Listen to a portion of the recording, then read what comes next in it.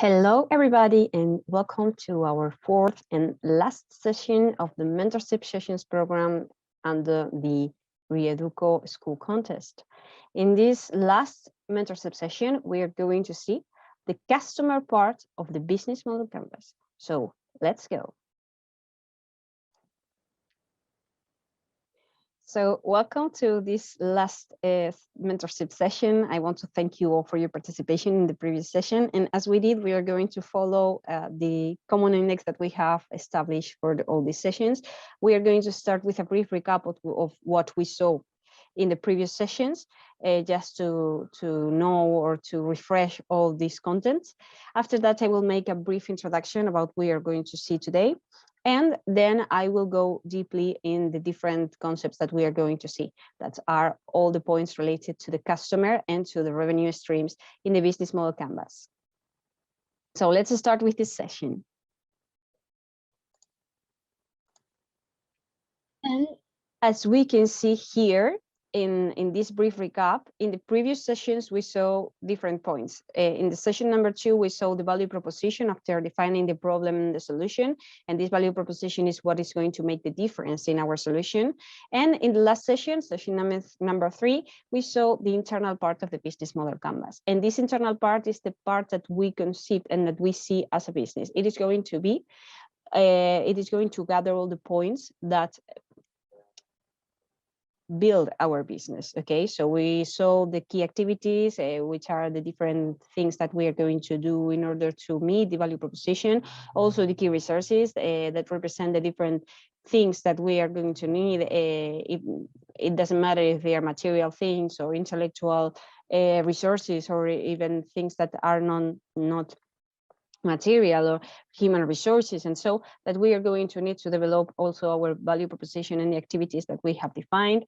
We saw also the key partners that we will need in the future or in order to develop our solution, as we saw for example, a logistics partner or a marketing partner. And finally, we saw the cost structure that represented the cost proportion between the different activities that we were going to develop. For example, if we need a specific amount in order to develop the marketing activities, and a specific amount for the human resources, and a specific amount for material resources, and so, okay? So these were the points. If you don't remember any specific content, I recommend you to watch again, to rewatch the different sessions that we had in the past, because it is really interesting and really important for you to develop these points deeply in order to have to generate a good impact with your business model canvas presentation. Okay. And what are we going to see today? Well, today we are going to see the right part of the business model canvas, that is the external points.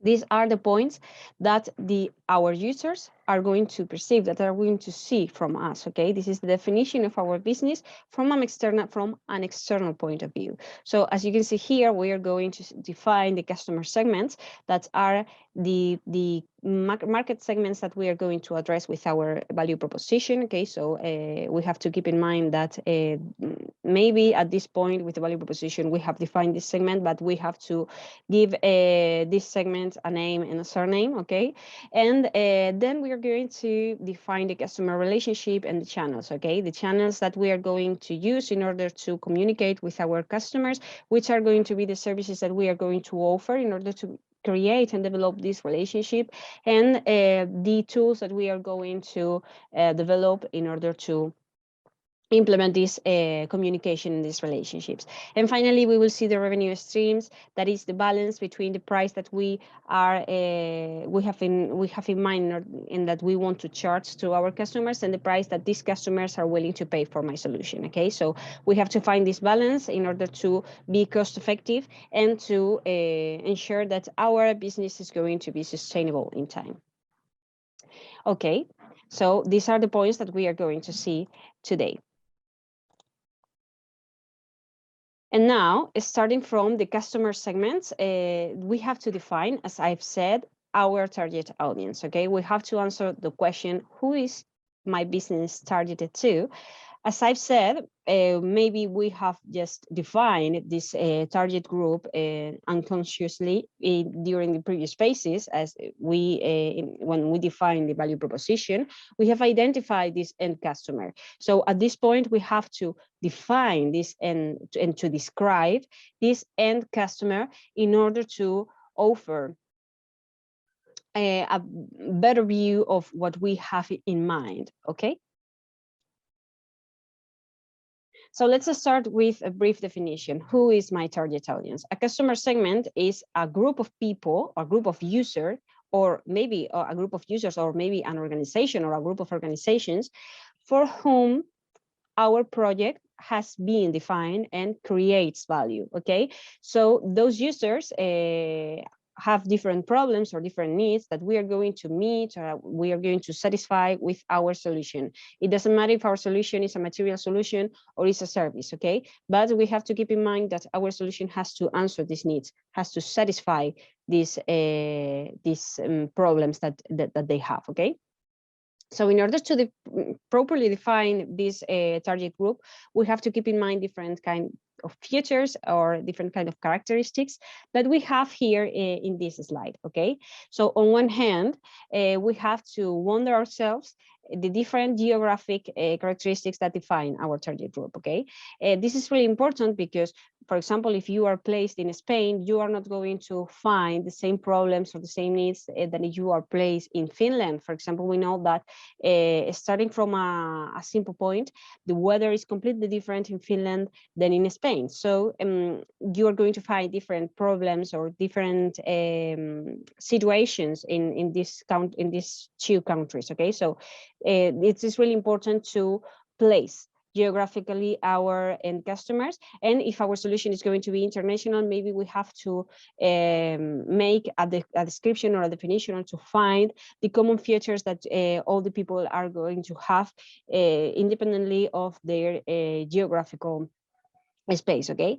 And at this point, for example, it's really important also to wonder if our solution is going to answer the needs of a person that lives in the city or the needs of a person that lives in the country, okay? Because it is really different, the lifestyle of a person that lives in the middle of the city, because maybe they are going to have a different means of transport to move from one part to other of the city. Maybe they are going to have a more stressful life, or maybe they are going to find a lot of services that you cannot find in the country, or maybe they are going to miss the fresh air of the country. And on the other hand, if you live in the country, maybe you will have more difficulties to move from the country to the city, or maybe you will find some difficulties to find specific services in the place in which you live, because your city is smaller than the place in which you live is smaller than the city, and maybe you cannot find, for example, a specific shop, or maybe according to medical services, the medical services that you will find in the city will be different from the ones that you will find in the country, okay? So these are points that you have also to include in your geographical definition of your customer segment, okay? Then you have also the socio-demographic characteristics, okay? These characteristics are defined by the age. For example, you know that there are different generations. You can find millennials, you can find the Gen Z also, and they have different features. I recommend you to search on the internet the different features that you have according to the different generations. So, for example, if you are targeting your solution to young people, you will have millennials and Gen Z instead of boomers or other generations that are older, okay? And this social demographic, you have the age, and you have also to take into account the earnings. Maybe if you are developing a solution for which you have to pay, you have to take into account that if this solution is addressed to young people, they are going to have less earnings than older people. So you have to adjust the price to this characteristic. Also the family, maybe if they are young people, they are going to have parents, and or maybe they are going to have siblings of the same age, and the family situation is going to be different. Maybe they are not going to be married, and they are not going to have kids if they are really young. For example, if we are talking to people that is attending to the institute, to the high school, or even to the university, most of them are not going to have a family on their own. So this is also a characteristic that you have to take into account. And also the civil status, as I have said, they could be married or not married, or they could be divorced. All the civil status also affect and generate an influence on the customer segment that we are defining. And the religion is also an important thing to take into account, because maybe it is going to determine some habits in their daily life, and so, okay. And then you have the psychographic features, and these psychographic features refer to the habits that this person have. For example, if you are addressing, as I've said, let's continue with this example, an app that it is going to be addressed to people that is at high school, and it's really young, as you, for example.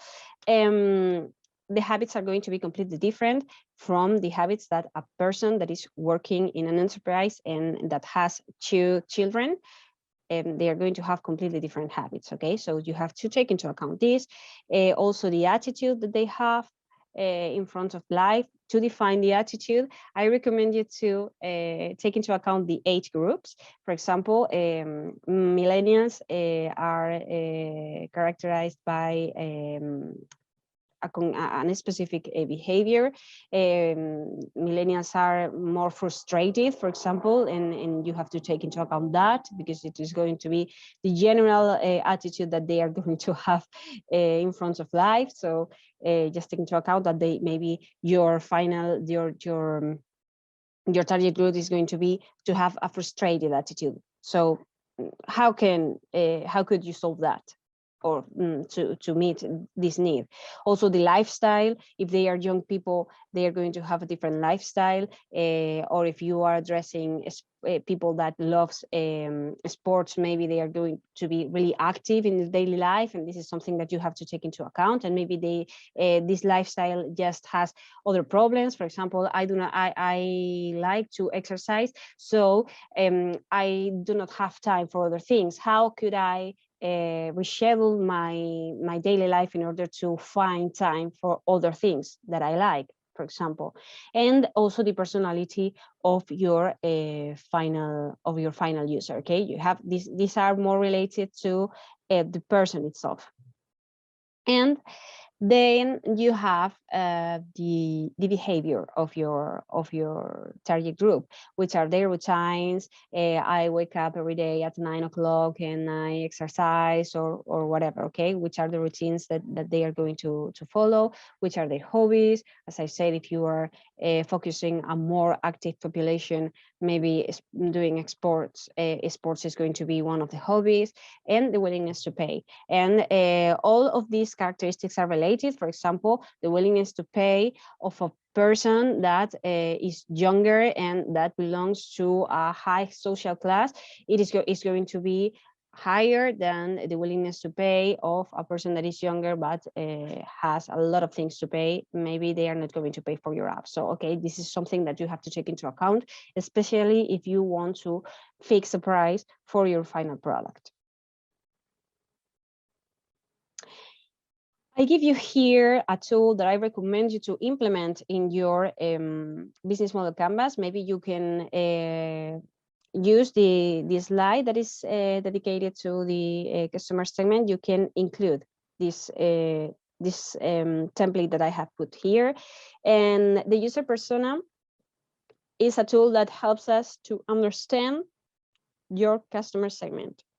I recommend you to create 1 or 2 user types that will act as the general profile and that will represent the whole target audience, okay? You have to make a really general description of your ideal person, okay? If you have to define someone that will be your perfect buyer, this is the tool to describe this perfect buyer, okay? So I recommend you to include a picture You can find, for example, photos, beautiful photos and free photos in Unsplash. It's a website. I will send it. I will include this website in the description of the video. You can include a photo. For example, if you are addressing this solution to young women, you can find a picture of a young woman and put it there. And generate a brief profile. The profile will include the name. Just include a name that you like. For example, if your favorite name is Miranda, you can put that Miranda is going to be your user persona. Okay, the name of the person, the age of this person, the gender of this person, the job, just in order to have a general profile of this person. So let's continue with Miranda. So Miranda has a problem. You have to define the problem that Miranda has in order to show that your solution is going to answer this problem. The problem of Miranda could be exactly the same, but a little bit reformulated just to make it more personal than the one that you exposed in the point, the problem, okay? Then you have to put some quotes of your user persona, just in order to let us know and to make it funnier, this fictitious character. For example, an example of a quote could be, I am Miranda and I love to exercise myself during weekends, but I love playing tennis. I love going out with my friends on Saturday evenings. That will be like some quotes that could be a little bit descriptive, okay? And then you have to put some info about the personality of your character, okay? About their behavior. For example, you can list some points of the behavior of your character. I don't know. For example, I love playing my favorite sport or their favorite. Just in this point, I recommend you to speak in third person, okay? She loves playing tennis. She loves going out with friends and visit Italian restaurants, for example. She loves, she has a job as marketing director and things like that. Yes, to describe the personality of your character. And then we are going to start with the technological skills and the technological part of your user persona. So first of all, you have to put the technology skills. At this point, you are going to describe if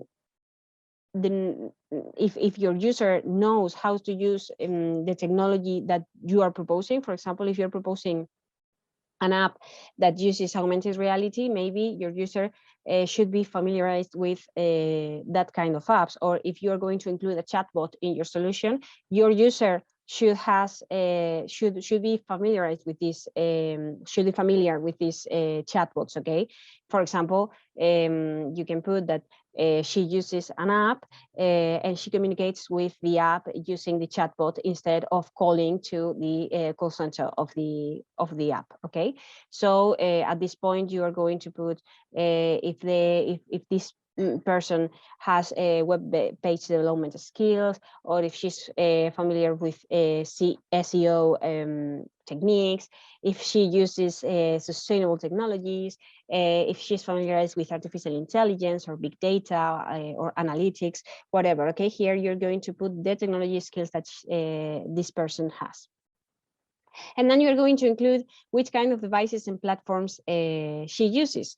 So for example, Miranda has a smartphone and a tablet, and she has the Nike training app, and she has also the app of their gym installed in their mobile phone. She uses, for example, different web pages to buy online clothes. For example, Oysho, that is the Inditex sports brand.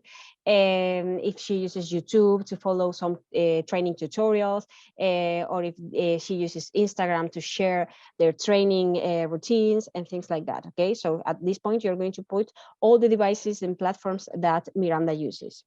And finally, you are going to put the apps that Miranda uses, okay? Which are the ones that she uses more regularly.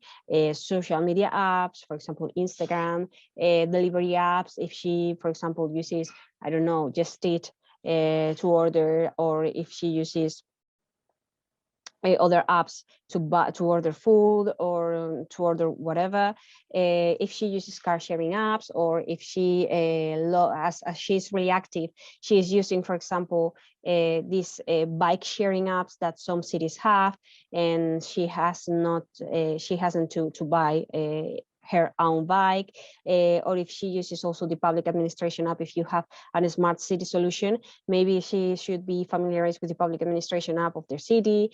Retail apps for shopping, for example, as I've said, Oisho and Amazon, other marketplaces, all the devices that you could find interesting and related to your solution. And finally, you are going to expose the pains and gains. That is, what does our user expect from our app? For example, if she is a really active person, but she needs an app that helps her to organize their daily routines.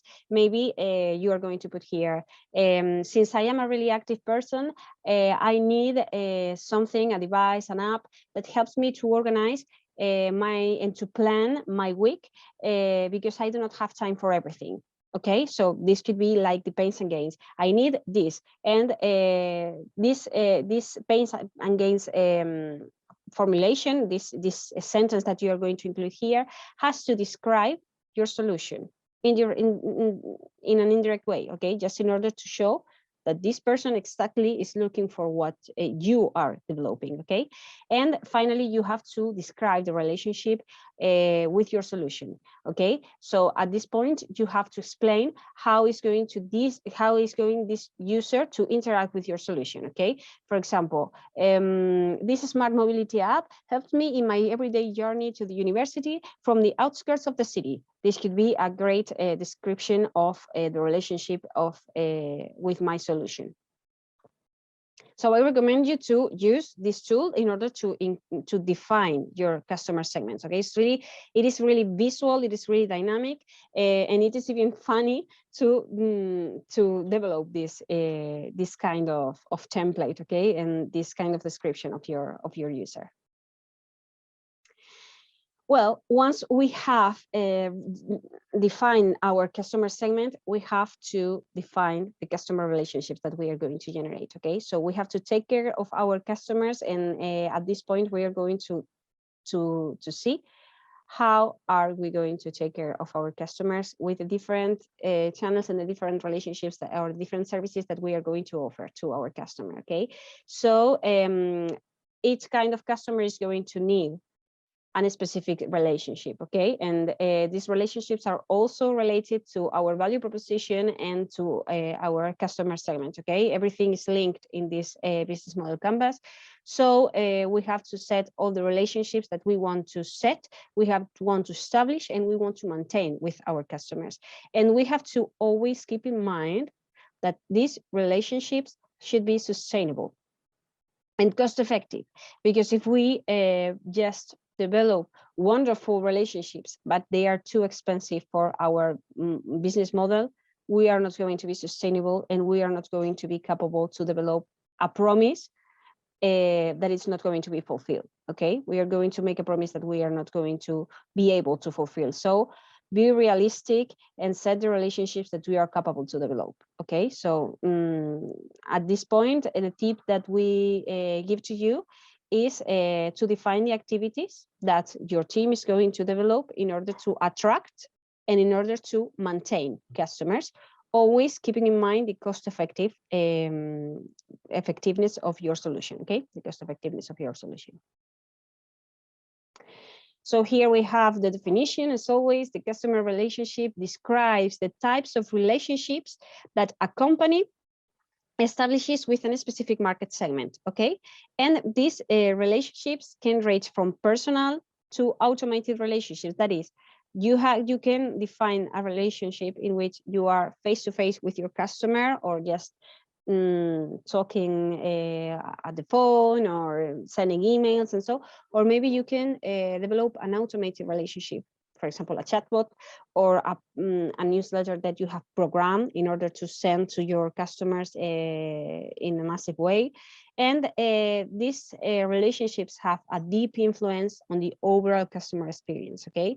This is also a tip. As much as we personalize the relationship, the better impression we are going to, and the better influence they are going to have in our final customers, okay? So here we have a list of the different kinds of relationships that we can generate.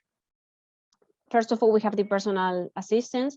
This relationship is direct. It could be direct and indirect. The personal assistance, for example, could be in a physical point of selling point, okay? If you go to a store and a person that is working there just advises you, it's a direct relationship, okay? Then we have the dedicated personal assistance that is more individualized. For example, if you enter into a Louis Vuitton shop, you are going to have a really individualized and really personalized experience in which you are going to have a person that is going to advise during all the process and that is going to be there with a smile helping you, because it is a luxury brand. And maybe this experience is not going to be as individualized in, for example, another low cost or fast fashion shop in which you go inside the shop and maybe the people that is working there is really nice to you, but they are not going to be with you during all the process, okay? Then you have the self-service. I'm sure that you, all of you, have visited a supermarket in which you have different lanes and you have different places to pay. And then you have the self-service in which you just charge for your own products, put it all of them in your bag, pay all alone in front of this in front of the point of the selling point. You pay for the things that you have shopped, and then you go home, and nobody is with you during this process. Or even, for example, in the self-service buffet, if you go into a restaurant, you have a table full of food, and then you put the food that you want on your dish, then you go to your table, and nobody is serving you the food directly, okay? So this could be a self-service example. And then you have automated services that are directly simulated. These automated services, as I have said, could be a chatbot. For example, if you enter in a website, you have any doubt, and there's a small pop-up on one side of the web page, and in this pop-up you have a chat. You make questions, and the chat answers you automatically using artificial intelligence and gives you a solution to simple questions, okay? And if the chatbot is not able to solve your problems, the chatbot just sends you an email, or sends you a contact email, sends you a contact phone, just in order to address you to a person that is going to answer to your needs, okay? So the automated services will be, for example, a chatbot. Then you have, you can also create a community that is a collective. For example, if you have a group of users that are using your app, maybe you can create a community, and in this community you can offer activities, you can offer a more personalized attention.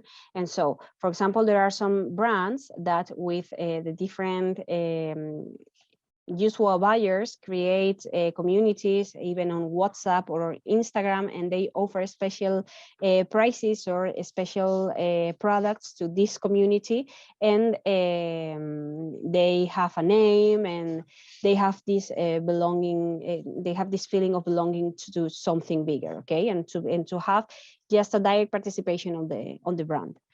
And finally, you have the co-creation. The co-creation customer relationship means that you are going to involve your customer in the creation process, okay? For example, in these communities, some of these customer relationships are could be combined, okay?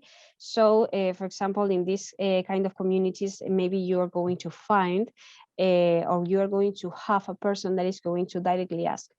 For example, for this season, we have these two colors.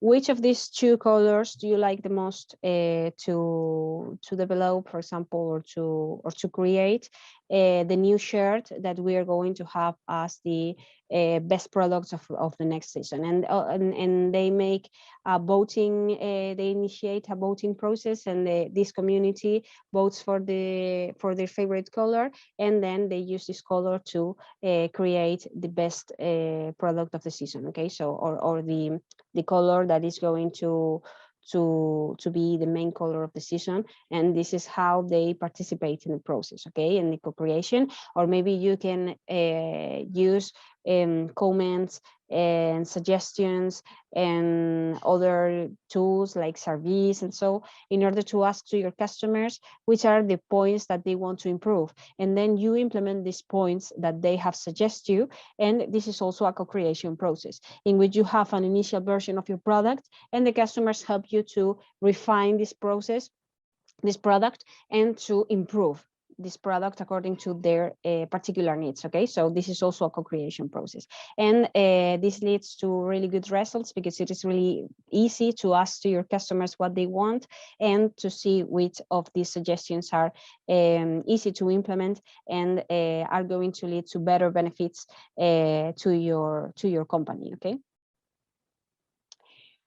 Here we have some examples in the personal assistance. As I have said, we have the direct personal assistance, we have face-to-face or by telephone calls and physical stores. And so the indirect relationships are by email technologies or maybe using newsletters or social media in order to address them in an indirect way, or even to answer some suggestions through the private direct messages. Then the individualized experience, it is fully customized communication. Your customer has to feel like they are the only customer of the brand. You are going to send personal emails. You are going to send them personal newsletters, personal offers, and so. And all of these products are specifically created for them. And for example, some examples of this kind of relationships are the private banking. If you go to private banking because you have a huge amount of money, the bank, the people that works at the bank are going to give you a special attention, and you are going to feel like you are the only customer of the bank. And also luxury brands, as I said, Louis Vuitton or Loewe, and so. Okay. The automatized customer relationship, as I said, simulates the direct communication with an automated mechanism. Here, the maximum trend is being the artificial intelligence. These first tools that we are seeing are chatbots that are more and more sophisticated as the time goes by and the technology evolves. In the self-service, for example, you have e-commerce is a great example of service.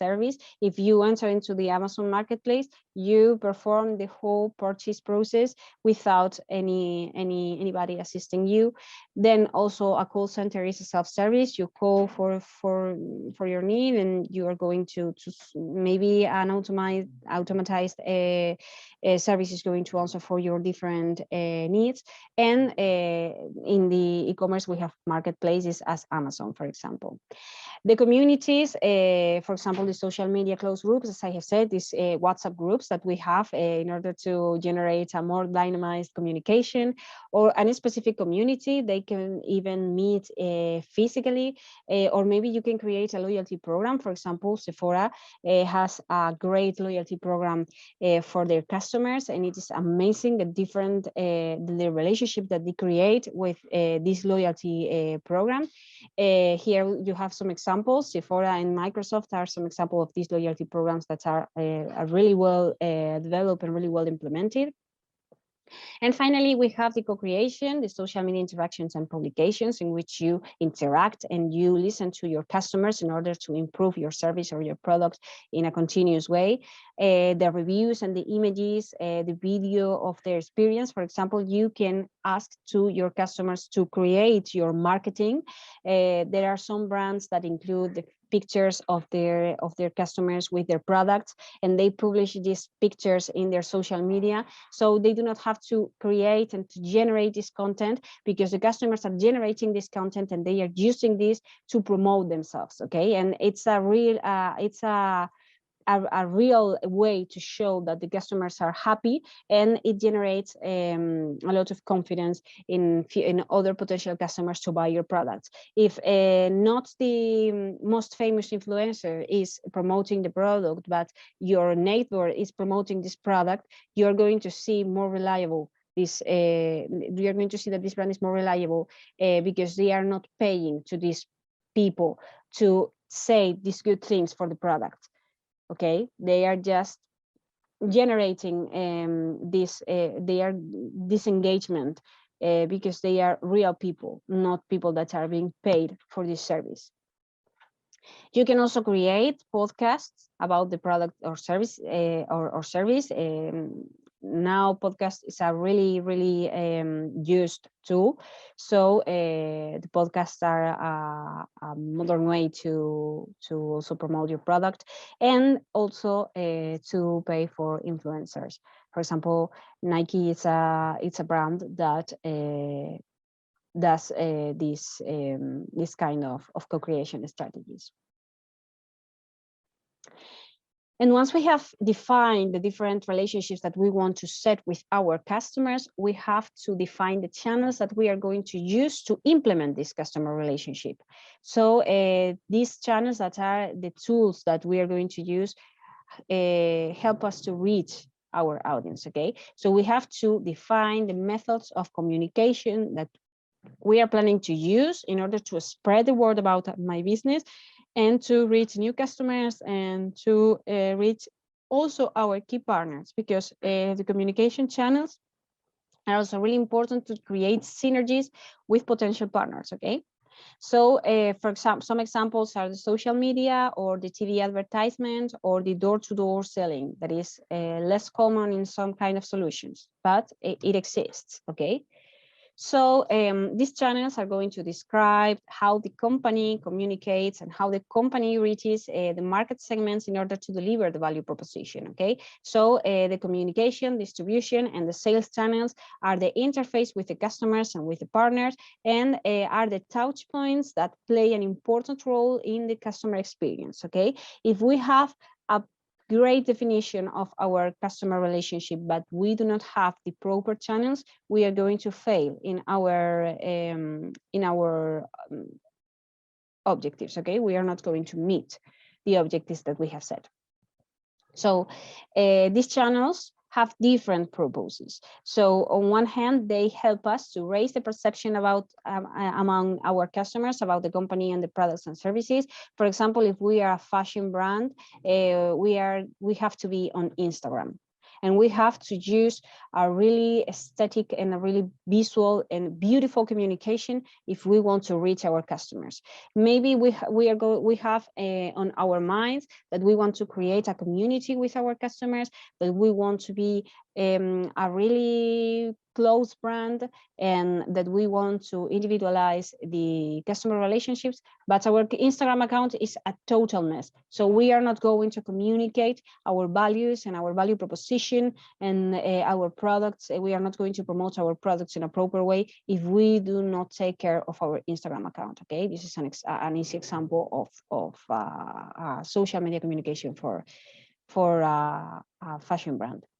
It also helps the customers to evaluate the value proposition, okay? If the channels that we offer to our customers work properly, and they meet the promise that we have made with our brand and our solution, the customers will perceive and will evaluate in a positive way our value proposition. And we are going to allow also our customers to purchase the products and the specific service through our channels. For example, if we have a website, and in this website we include our e-commerce, we are going to allow our customers to buy our solution through this e-commerce that is on our website, that it's a great channel to communicate and to deliver the value proposition to the customers. and it serves to deliver a value proposition to our customers, as I've said, and it also provides a post-sale support for customers, okay, through the website, through the e-commerce, through the social media, or whatever, or through the phone calls or the call center or whatever. We are going to offer the different post-sale support, and the post-sale support is really important to keep the customer satisfied. Just imagine that I have bought your service or your product, and I see that the service that you have sold or the product that you have sold to me, this does not meet the value proposition or does not meet the promise that you made me. Maybe this is because this specific service is not has something wrong, and I find that my product is not working properly. Okay, so I need this post-sale service in order to communicate to the brand or to the business that my product is not working properly, and I will talk to you. I will apologize for this, and I will help you to solve the problem, or I will send you a new version of the product that works properly, and I will keep my customer happy. This is a customer relationship. This is a channel. The post sale is a channel that the different channels that we offer to offer this, that we are going to have to offer this post sale service. It is really important to solve all the problems and to keep our customers satisfied. Okay, I'm sure that you as customers have seen that a business or a company that offers you this post-sale service, you are going to prefer this brand against other that when you have any problem after buying the product, they say that they do not have nothing to do and goodbye. Okay, maybe I'm going to choose the one that is going to help me after buying the product. Okay. And here we have the classification of the different channels. This classification could be done in two ways. On one hand, we can make this classification based on the function of the channel. Okay, so we have communication channels, we have distribution channels, and we have sales channels. Okay, the communication channels are the one that helps us to communicate and to deliver the value proposition through these marketing strategies or to answering the customer requirements and whatever. So the communication channels are going to be, for example, the email. A newsletter is also communication. Social media, it's a great great tools to communicate. The call centers, the different blogs in which we are going to publish different news about our brand or different interesting articles, and also physical communication points. For example, a store. We are going to see that a physical store is a channel that covers these three kind of functions. Okay, because in the store you can communicate to your customer, but you are also distributing your products and you are also selling your products. The distribution channels could be owned by the brand. Okay, for example, the own physical sales points. When we go to a Sarah store, we are in a distribution point, or could be a third-party store, maybe a multi-brand store in which we can find, for example, mobile phones of different brands. If we go to a multi-brand mobile phone cell phone store, we are going to find, for example, Nokia. We are going to find iPhone. We are going to find Xiaomi or whatever. We are going to find different brands. This is a third-party store. Then we have our own e-commerce. For example, Zara has its own e-commerce, or we are going to sell our products through a marketplace such as Amazon, in which we can find different stores and different brands in the same place. Okay, and then we have the sales channels. Okay, and the sales channels promote the sale of our products. For example, if we are in a physical store, we can offer free samples of our product to the customer, or we can offer complementary products to the one that the customer is buying. For example, if I am buying a cell phone, I could sell you the case of the cell phone, and I am promoting sales. Or special offers or fairs. If I go to a fair, maybe I could promote my products or my services. For example, there are tourism fairs, there are fairs about technology, fairs about the automobile fair, and so, okay, these are presential events that help us to promote our products and other kind of events. And then we can also classify the channels according to the customer relationship. Okay, we have direct and indirect communication. The direct could be the web page, the commercial department of the business, the sales department too, or the own stores. And the indirect are the third parties web, stores, agents, or newspapers, the not owned or controlled media. Maybe if for example, we are being announced in other web pages, this is an indirect communication, okay? Because we are not having total control of what is being said in this web page. And the final point that we are going to see are the revenue streams. The revenue streams is the point that is going to help us to fix the price strategy that we are going to follow, okay? So we have to wonder ourselves, how will my business make profit and where will the revenue come from? And which is going to be the price that I'm going to fix for my product, okay?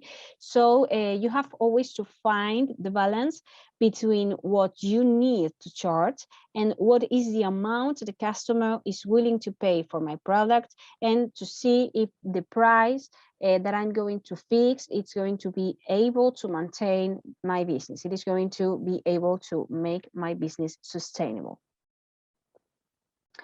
So we have two kinds of revenue streams. As I've said, it represents the money that the company generates from each market segment. And if customers represent the heart of the business, okay, my customers are the heart of my business model, the streams are the arteries of this heart, okay? So we have on one hand, the one-time customer payments. I go, I pay for the service, I obtain the service, and I do not pay anymore for that. And the continuous service payment, okay? That I'm going to charge a fee, monthly, weekly, daily, I don't know, it is yearly, for this service. For example, I'm sure if that you want to consume Disney Plus, you're going to pay once per year the fee that Disney Plus offers you, and you're going to enjoy for the service during a year. And if you are consuming Netflix, you are going to pay a monthly fee, okay? You're going to pay a fee of €8, for example, per month, and you're going to enjoy of your Netflix account during 1 month. And next month, you're going to pay again for another month. And when you want to interrupt the service and you don't want to use Netflix anymore, you stop paying and your month ends and you are not going to have more Netflix. Here we have the different models of revenue streams. As you can see here, there are lots of kinds of revenue, of price strategies. On one hand, you have the direct sales. You can find that kind of price strategy in physical and in digital stores, in both of them. It is really, really easy to understand this kind of price strategy. You acquire the product and you pay for it. The easiest example is if you go, for example, to a store, you want a pair of sneakers, you pay for the sneakers and you go home with your sneakers. Or maybe you enter in the e-commerce, you pay for the sneakers, they deliver these sneakers to your home, and that's it. You have finished the relationship with them. You pay, you acquire, you pay, that's it. Then you have the solution pay-per-use. Pay-per-use is that you pay for the service, a fee, in order to use it. For example, your cell phone, you pay monthly a fee to use your cell phone, not cell phone, the services, the internet service. You pay for the internet, you use the internet. That's it. When you want to stop to use this service, okay, stop paying and you won't have the service anymore. That is that this means that you have available this service as long as you pay for it. But when you do not pay, you stop paying for it, you are not going to have the service available. It is completely different from the direct sales, because you pay once and you can use this product forever. And in the pay-per-use, you pay for during a determined a specific amount of time, that is covered by this fee, okay? And then you have the subscription. You pay for a subscription, for example, Netflix, Amazon, Prime, Disney Plus, Audible, you are paying for a subscription.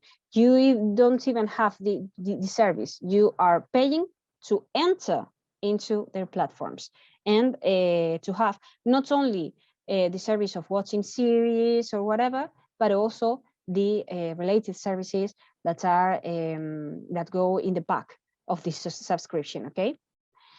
Then you have the commission. It is really similar to the pay per use, but it is not exactly the same. Then you have the commissions, okay?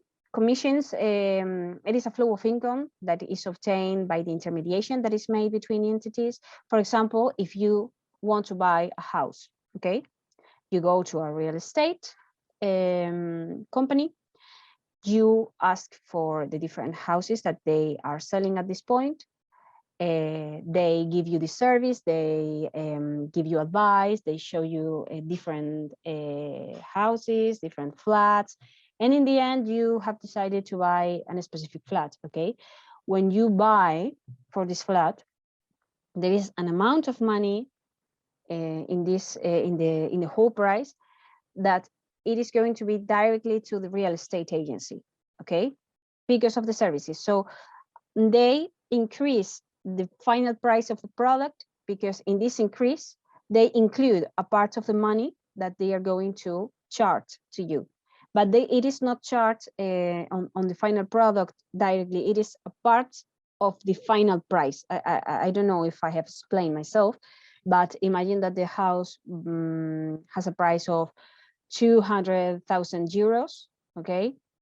200,000 euros for this flat, and 20,000 euros are for the real estate agency, and 180,000 euros are going to the person that owns the flat, okay? Then you have the rental price strategy. This is also really common. For example, you live in a flat and you pay monthly for this flat, or you pay monthly for this office. You are paying for the use of something, but it's a physical thing, and you have not only you can enjoy not only of the flat, but you have also some duties attached to this rental fee that you are paying, okay? Because if you're living in a flat, you are paying for the use of the flat, but maybe you also have to pay for the different for the water, for the light, for the gas if you need it, for the internet. You have to pay if something happens in the flat, or if you want to change something, if you want to for example, I don't know, include a new feature in the house, you have to pay for it, okay? It's like you are the people that owns the flat, but with some restrictions, you are paying for it. Then you have the renting and the leasing. These two price strategies are similar to the rental one, but they are not exactly the same, okay? The best way to understand the renting is a car, okay? You are using a service or a product, and you are not performing the maintenance, okay? For example, you go to a place in which they sell cars, okay? You go there and you say that you want this car. They offer you to pay 300 euros per month, and you are going to have a car.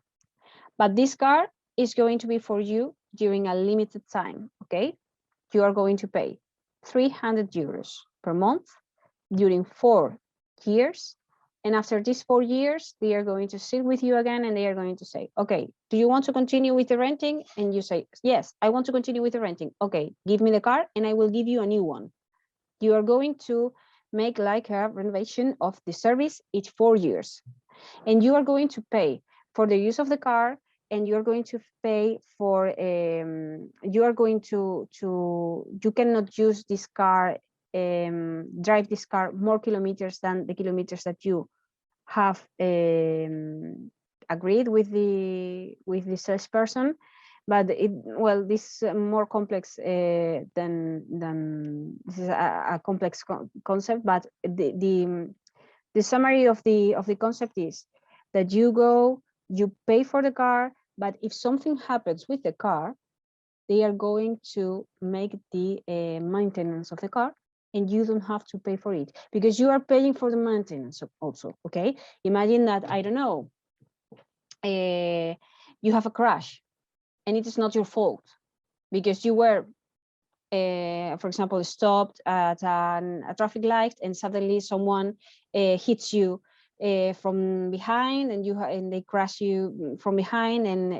you have an accident, and the car needs maintenance because the accident was not really, it was not a great crash. So you have some, the car is a little bit broken, but it works perfectly. You are okay. It has been a minor accident, and you go to the brand. Imagine that it's Volkswagen. I don't know.